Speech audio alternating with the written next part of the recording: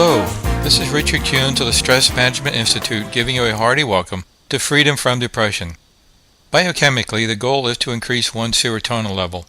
Nutrition and medicine are two ways of aiding this, yet experience has proven there is more to it than nutrition and medicine alone. Don't get me wrong, nutrition is an important cornerstone, and taking supplements such as St. John's wort may be very important in the fight against depression. And yes, this program is not suggested as a replacement of any medical regime your doctor prescribes. In fact, the serotonin-producing meds may contribute to your ultimate success. But did you know that doing a good deed produces serotonin? Did you know that even watching someone do a good deed produces serotonin? Don't believe me? Just ask Dr. Wayne Dyer for clinical proof. The point is, the way you live your life, your attitudes, and how you perceive events affecting you contribute to having or not having serotonin. It has more to do with how you handle stressful situations than anything else. We usually think of stressful situations being like deadlines, situations that place a lot of demand on one emotionally and physically, but not always so. A stressful situation can be caused by dealing with disappointments or even boredom. More about that later. First, this program is not intended to replace proper medical and psychological treatment. If you've been suffering for more than 3 months, it's important to include your physician in your recovery process, who in addition to prescribing an appropriate medication may also refer you to psychiatric or psychological support. Use this program as a guide to your therapy sessions. This program provides you with the ABCs of how your life has led you to depression and the changes that are possible to get you up from depression. To get the most from the program, I suggest listening to tracks 1 through 5 minimally once each week.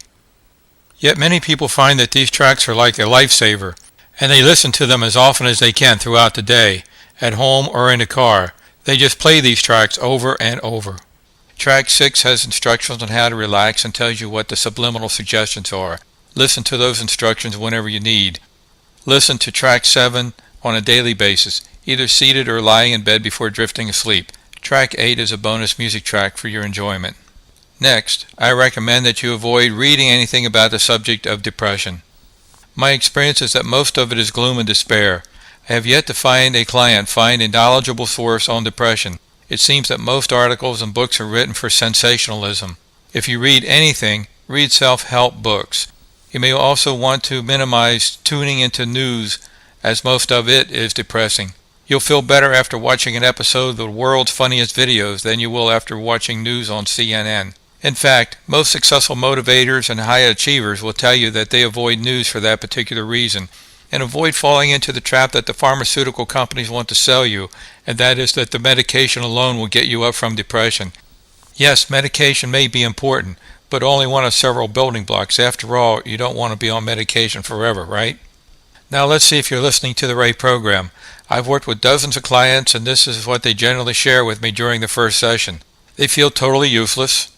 They feel life is a waste of time, and if someone weren't depending on them, they'd consider ending it. They can't get out of bed in the morning, or on the other hand, they can't get sleep at night. They feel that there's little to look forward to in life. They've had a bad string of luck, real bad. They've just lost a spouse or a child. They've retired and there's nothing to do. They feel totally helpless. If you've been feeling this way, it is par for your difficulty, and there is hope. And if you've done any of the reading about depression, you have most likely read that it's caused by a biochemical imbalance, and you're wondering how in the heck a CD is going to make a difference. Yes, as I noted early on, it is because of this biochemical depletion of serotonin, and just as Dr. Dyer notes, that what you do and think can produce serotonin, then this program can likewise have a beneficial impact, for these suggestions and things that you will be doing will support a shift in your biochemistry. That's why I suggest not using only a medical approach, but a wide approach encompassing both the medical and the physical. Actually, depression is more of a dis-ease of ignorance. That's spelled D-I-S and then ease, E-A-S-E. A little history. In the early 1700s, man was less sophisticated than he is today. If he didn't want to see something, he became psychosomatically blind.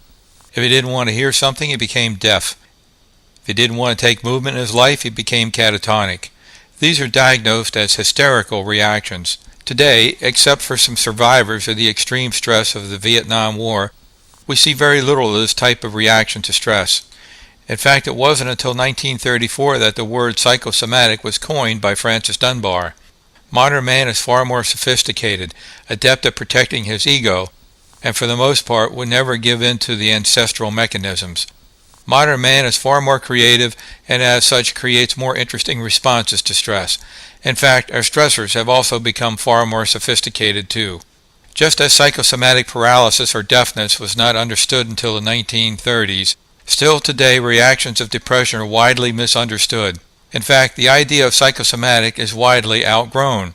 For instance, it used to be that headaches were considered to be psychosomatic unless they were caused by a tumor or something organic. Today we see that there is a physical contribution, and this is mainly because of the advent of the field of biofeedback, and headaches are now considered as being psychophysiological. Depression falls into the same realm. Unfortunately, teaching someone similar skills to get rid of headaches with biofeedback instruments is an impractical solution for depression.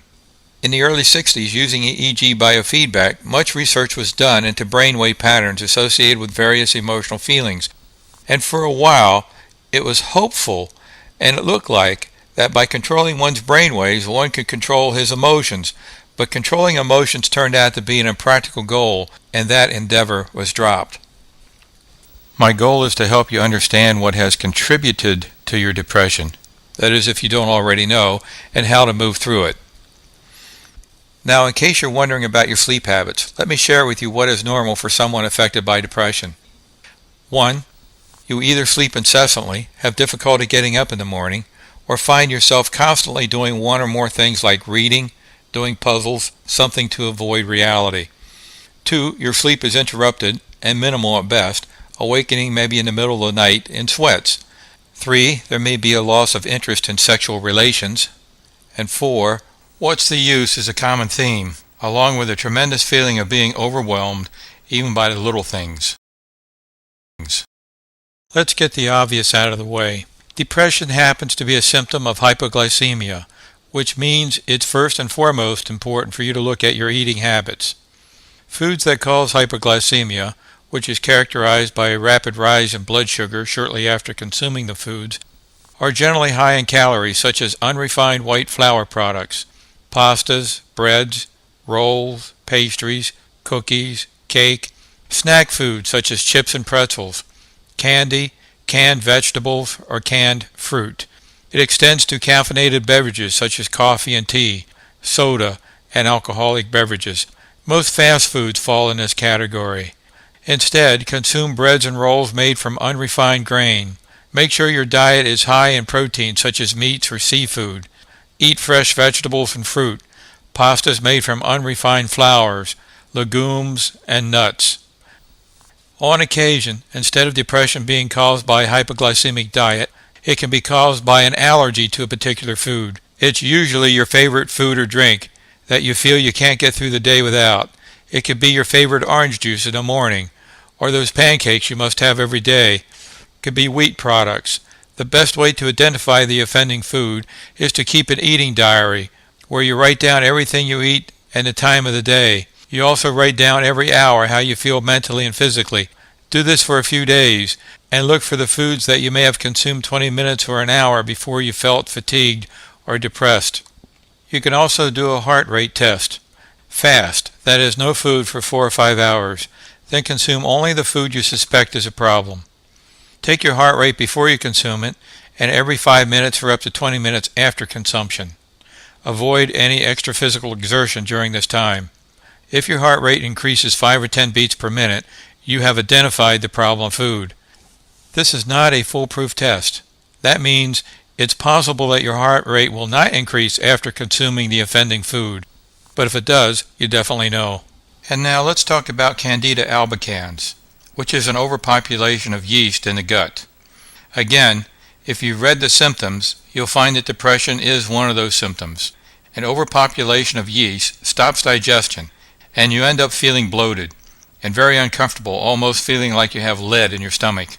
To get the population of Candida albicans down in your gut, it's important to stop feeding them what they like, and what they like is refined sugary products, anything which will ferment into yeast. Many of the same foods that contribute to hypoglycemia will do that. Additionally, stop all cheese. It's a fermented food, milk, and fruit. To aid digestion, it's important to take supplemental enzymes and probiotics. Plain yogurt is a good food to enjoy. To aid in eliminating candida, it's important to take golden seal and maybe oregano with every meal. They are both available in capsule form. And now you may want to take some notes.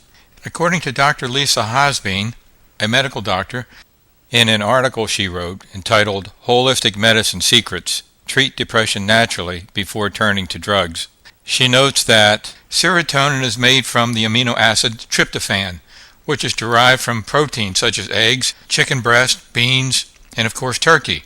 To maximize production of serotonin from these foods, supplemental vitamins and minerals such as vitamin B complex, 50 milligrams twice per day, magnesium citrate, 1 tablespoon taken twice per day, and if you have trouble going to sleep and staying asleep, then use the calcium magnesium citrate and take a tablespoon 10 minutes before bedtime, the other one in the morning.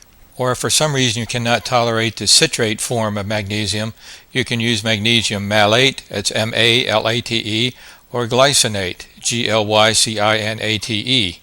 And she also suggests 800 to 2,000 international units of vitamin D per day in the wintertime, or 400 to 800 international units per day in the summer.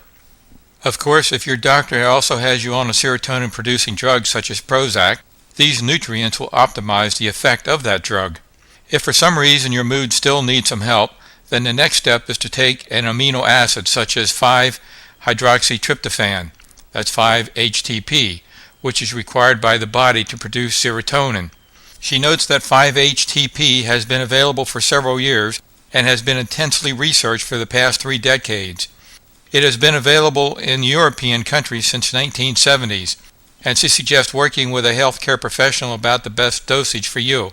She also notes that you should not take 5-HTP if you are taking medications that are monoamine oxidase inhibitors, MAOIs. A personal recommendation. If you are not already taking an excellent multiple vitamin, I suggest doing so. There are 100 reasons for taking a multiple vitamin. The one I recommend is the Complete Nutritional System. That's what it's called, the Complete Nutritional System by Rainbow Light, available in just about all health food stores and also on my website. It is completely hypoallergenic, so there will be no need to wonder if something in your vitamins might be contributing to your problem. For many clients, it was common for them to feel as though they were on the top of a fence 10 feet high and only 6 inches wide, in the sense that the slightest disappointment could knock them off into despair or depression. There's definitely an unpredictable energy associated with depression. For instance, in the Indian Ocean, north of Australia, a rather interesting phenomenon exists: whirlpools. On a beautiful, calm day, one may encounter a whirlpool. The experienced sailor, when being pulled into a whirlpool, knows how to use its inertia and the energy of the whirlpool to be thrown free of the whirlpool, whereas the inexperienced sailor, unaware of how to navigate the whirlpool, tries to resist or fight the effects of the whirlpool and is sucked under. Depression is very much like the whirlpool. The energy can suck you under, or if you know how to use it, it can throw you free. The whirlpool of depression doesn't care how you use the energy. The goal of this program is to give you the means by which you can use the energy to come up from depression. For depression is an energy just as anger, confusion, rejection. But then you might say, give me any one of them, rather than this one, as depression is the pits. Let's say that you have yet to learn how to navigate this emotion, for the reality is that you can somehow use this emotion. Yes, I know that sounds out in left field, but just stay with me. From where did this depression come? Perhaps you can pinpoint the changes in your life, or perhaps you were just moving on living life and then one day, boom, you were depressed. In the latter case, you may not know what the contributing factors were, but there were warning signs, as you may come to know. The goals are twofold. 1, discover how you navigated to this whirlpool of energy in the first place, and 2, discover how you can use that energy to be thrown free. Let's study emotions and look at the source of emotions. Isn't it true that when things work out as we expect them to or would like them to, we feel happy, glad, excited, and joyful? And when things do not work out as we expect them to or would like them to, we feel angry, confused, rejected, depressed. In fact, as we go through life, we become conditioned to feel certain emotions in response to particular stressors. Our personality and our early programming determine our expectations and how we react to certain stress factors with the creation of depression. We also catch suggestions. That is, in our early years, we may have heard someone say that they have nothing to live for since they lost their job, or their spouse, or their life savings. Or maybe we're told that that's why Uncle Roy died. At the time, we can't relate since we're quite busy with living life, which may be going quite well for us, or perhaps we're struggling. However, later in life, with the loss of a spouse or life savings, or a question of our purpose of living, then the suggestion takes hold. So it lies dormant perhaps for decades. Then we understand how Uncle Roy felt as we find ourselves in a similar situation. Let's get back to the source of emotions. Tony Robbins, in his Get the Edge program, devotes an entire CD to the question of from where do emotions originate and what to do about them. He proposes a rather extensive analytical process, which in this situation may be somewhat interesting. But when you're on top of this 10-foot fence, only 6 inches wide, it won't keep you from falling off. Signals in the brain travel at the speed of light, too fast for analysis. I liken the process to dominoes being knocked over. Something works out as expected. Remember, your personality has something to do with your expectations. Or something doesn't work out as expected. That's the first domino. Standing quite close is the next domino, which is emotion. For most of us, there's no choice. Event, and then the reaction in form of an emotion. However, in a healthy model, there's no problem with this chain of events. Truth is that we are emotional beings by nature. It's what we do with the emotion that is the problem. For most of us have learned that some emotions are bad for us. They can either affect our health or they just feel badly. No fun. Can I let it be is a question that's important to ask. Let's go back to the first step. If you can let it be that something did or didn't work out as expected, then the second domino never falls. But as I said, it's okay to be emotional. It's our limbic brain that produces the hormones that result in emotion.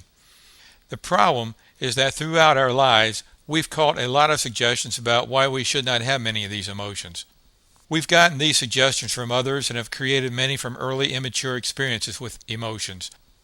Or maybe we saw someone else have a problem with a certain emotion and never wanted a similar event to happen to us for fear of embarrassment. Let's look at a few basic emotions.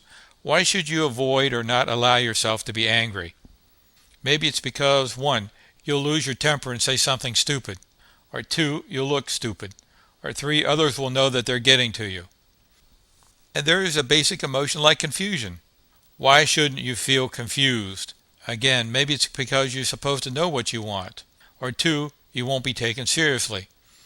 We could do this for every emotion, including happiness. Yes, many do not allow themselves to feel happy, fully happy, because 1, there are so many people in the world with so much less than they have.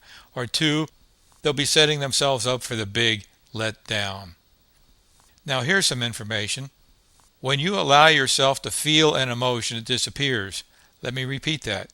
When you allow yourself to feel an emotion, it disappears. What does that mean?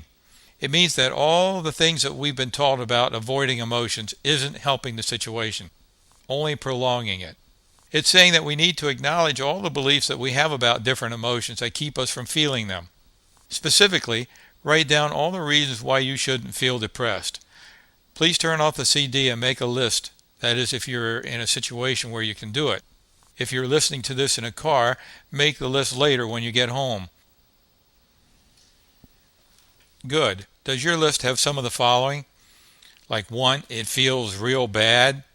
2, no one will want to be around me. Or maybe 3, others will think I'm a bad apple in the barrel. Or 4, there's no reason for me to feel this way.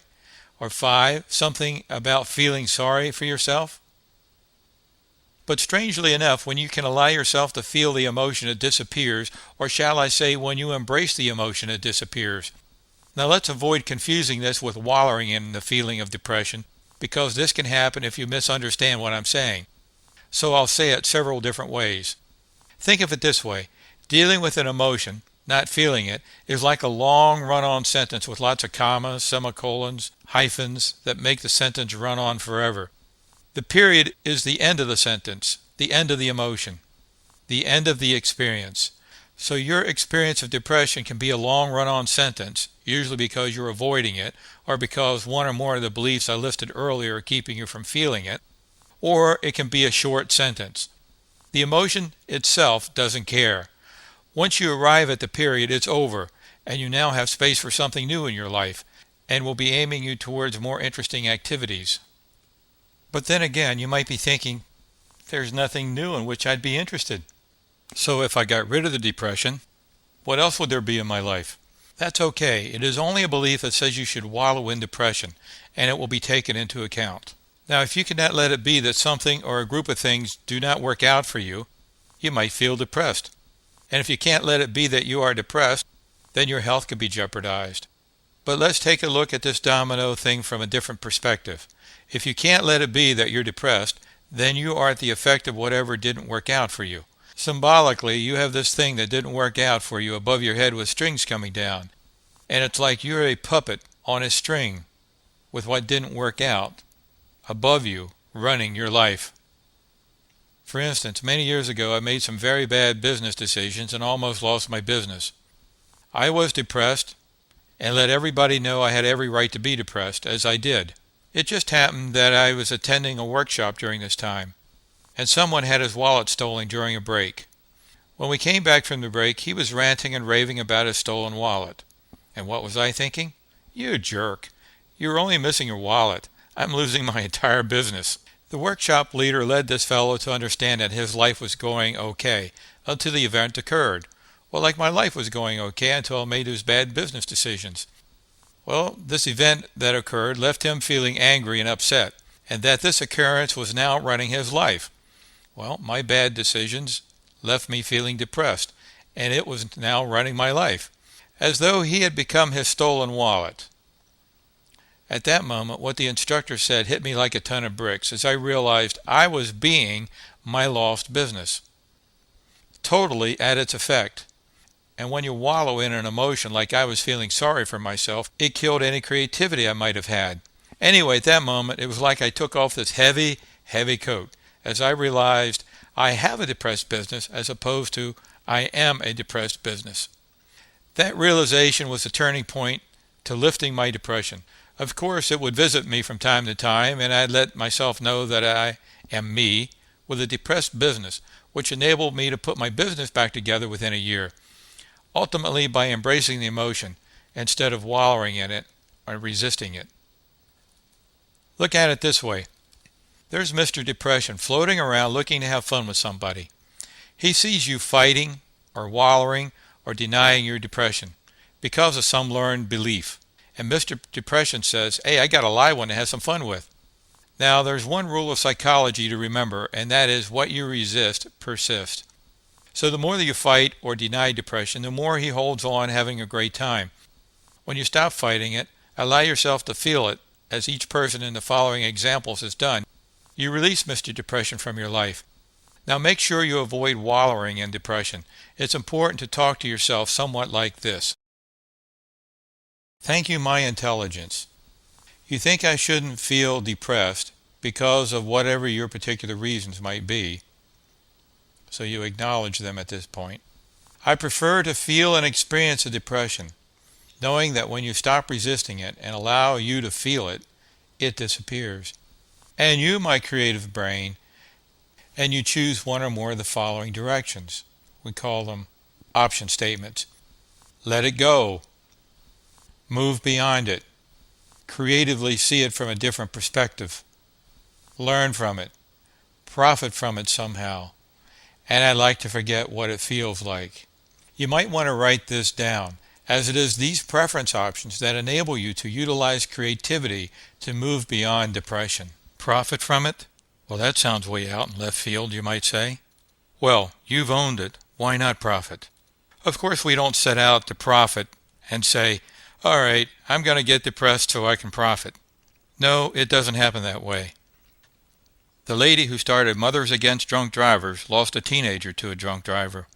She had the choice of letting that experience ruin her life forever, or the choice of going through the grief and speaking out against drunk drivers. Indirectly, she profited from the experience, and why not?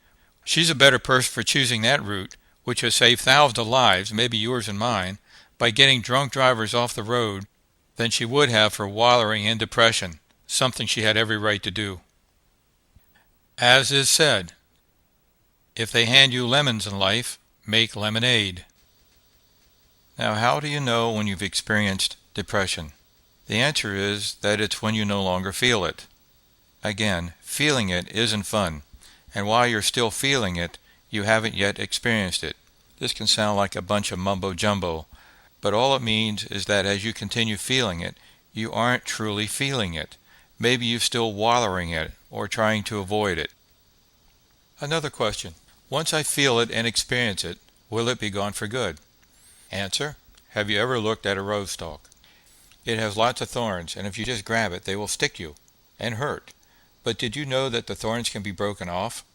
Each time you feel and experience depression, it's like you've broken off a thorn from the rose stalk. But there's still more on the stalk, meaning that until they're all broken off, you still might hurt some. The good news is that there's a fixed number of thorns on your stalk. The stalk doesn't grow more as you hold on to it. The thorns are like the reminders that trigger the feeling. The reminders can be anything: the time of day, a chore that you do, remembering someone or something, getting up in the morning, and the list goes on. It's your willingness to continue using the option statements that ultimately set you free, for without them you might simply wallow in the feeling. Now, your depression can be situationally created or because of an unresolved conflict. If you look at the word depression, it gives you the idea of one being held down, depressed like in a straitjacket, with the inability to move, figuratively, of course. Situationally, it's as a result of one or many things falling apart in your life, a life crisis.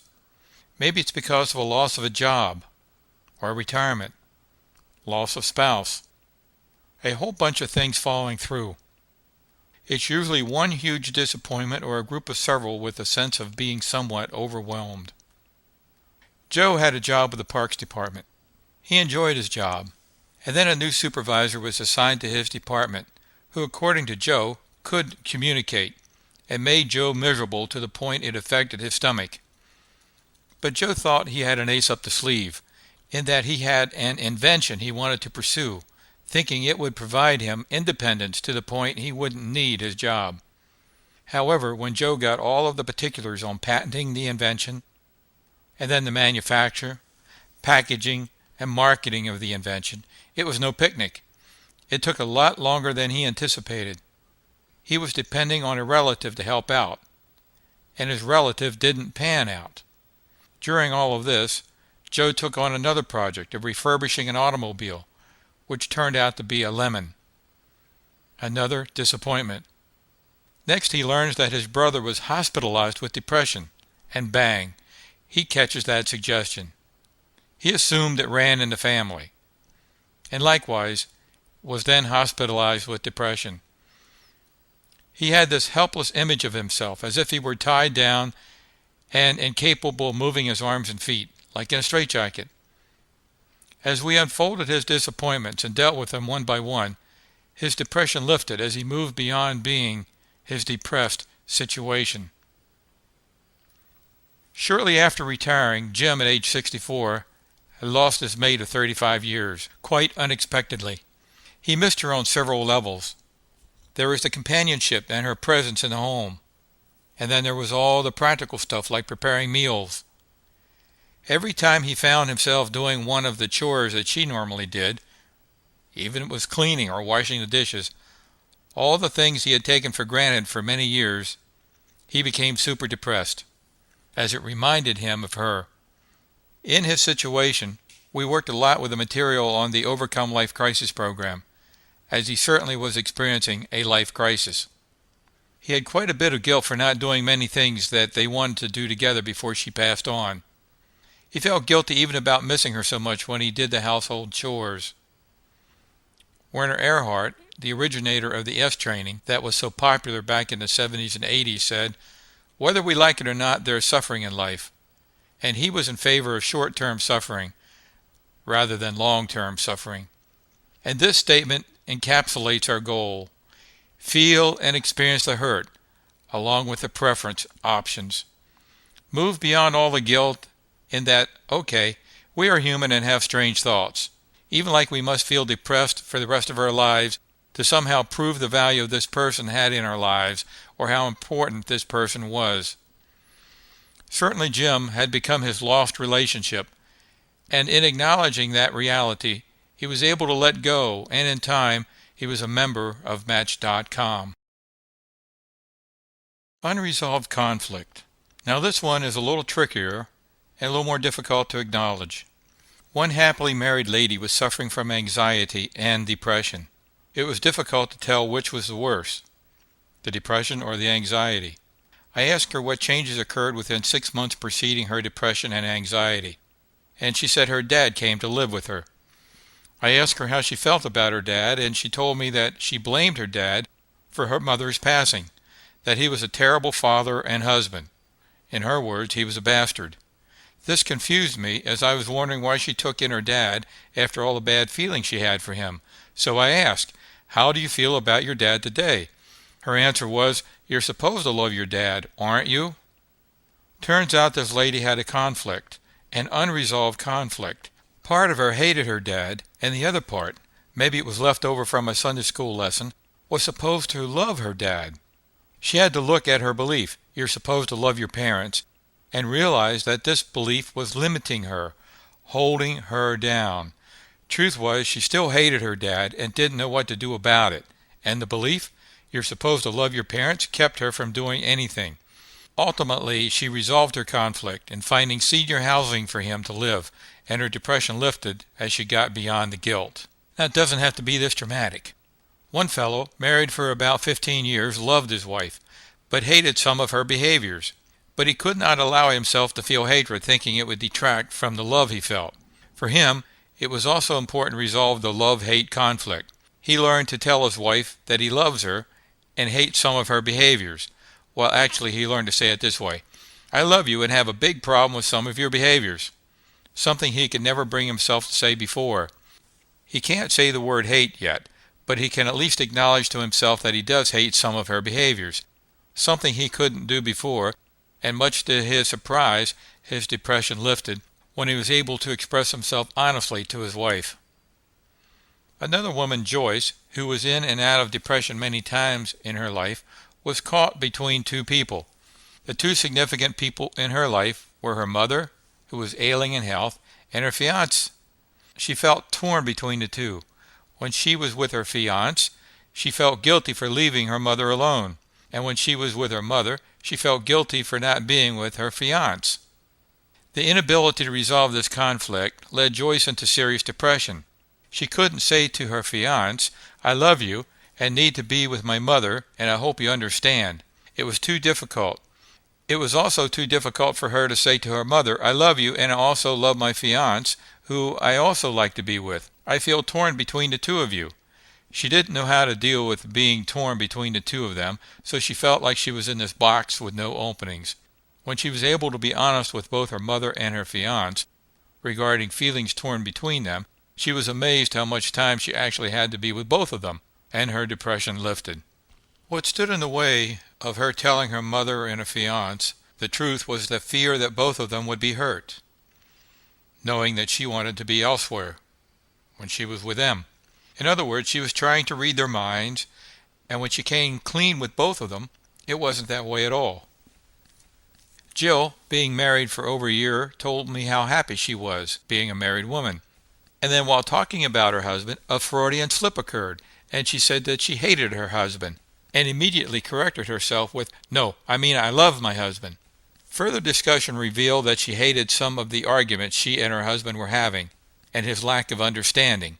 But the reality is that she does hate him and wishes that she hadn't gotten married sometimes, even though it's been only a year since they've been married. So here we have Jill, who on one hand wants to be married, and on the other hand hates being married because of the arguments and the lack of being understood. The inability to recognize the conflict, and to realize that she has two opposing feelings, love and hate, for the same person led to her depression. She oscillated between the depression and the anxiety. When she could give herself permission to have two opposing feelings for the same person, mainly her husband, without thinking she was a bad or undeserving person, her depression and anxiety disappeared. She was able to then say to her husband, "I love you, and let's agree to disagree," without jeopardizing the essence of herself. Now, I've provided you with several examples from which you can hopefully relate. And quite frankly, if your depression is the result of an unresolved conflict, you may be too close to see it clearly, which is why I suggest professional consultation in the beginning of this program. Let what you learn in this program guide your sessions. You now know you're looking for a conflict in your feelings, usually towards someone with whom you're close. You can also go back to my website and select the private consultation link in the left navigation bar, or find it in the right portion of the Stress Management Bulletin you'll be receiving on a monthly basis. Remember, with all the examples I've shared with you, we've never resisted or fought the depression. Many were able to move through the depression free of medication, and those that were taking meds, the solution was in the mental awarenesses that allowed them to become free of the meds.